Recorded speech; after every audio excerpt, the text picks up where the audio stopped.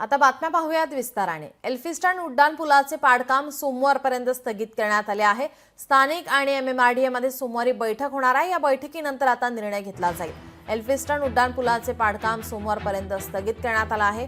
सोमवारच्या बैठकीमध्ये तोडगा काढल्यानंतर पाडकाम होणार आहे। स्थानिक आणि एमएमआरडीए मध्ये सोमवारी बैठक होणार आहे। या बैठकीकडे आता सर्वांचं लक्ष असेल। सोमवारी ही बैठक होईल। सोमवारी आता काय सुवर्ण मध्य निघणार याकडे सर्वांचं लक्ष असेल।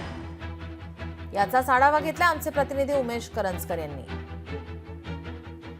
125 वर्ष जुना एल्फिस्टन पूल तोडण्याचं काम एमएमआरडीएने हाती घेतलं होतं।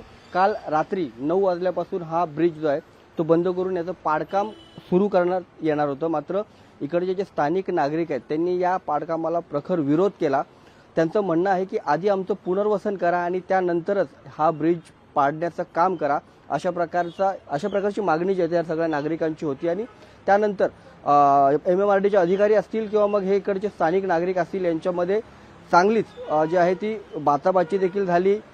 शाब्दिक वातावरण देखील या इकडे तापलं होतं आणि त्यानंतर अधिकाऱ्यांनी याबाबत मध्य काढण्यासाठी सोमवारी बैठक बोलवली आहे।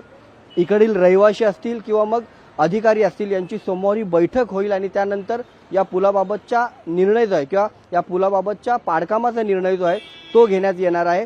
त्यामुळे आता सोमवारच्या बैठकीत नेमकं अधिकारी कोणता निर्णय घेतात, या रहिवाशांकडनं काय सांगण्यात येतंय, त्यांच्या पुनर्वसनाबाबत काय निर्णय घेतला जातोय याकडे सगळ्यांचंच लक्ष असणार आहे। त्यामुळे सोमवारी रहिवासी आणि अधिकारी यांच्या बैठकीतून या पुलाच्या पाडकामाबाबतला काय सुवर्ण मध्य निघतोय हे पाहावं लागणार आहे।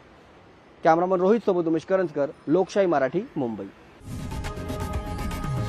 लोकशाही मराठी ऐका, पहा, जागरूक रहा।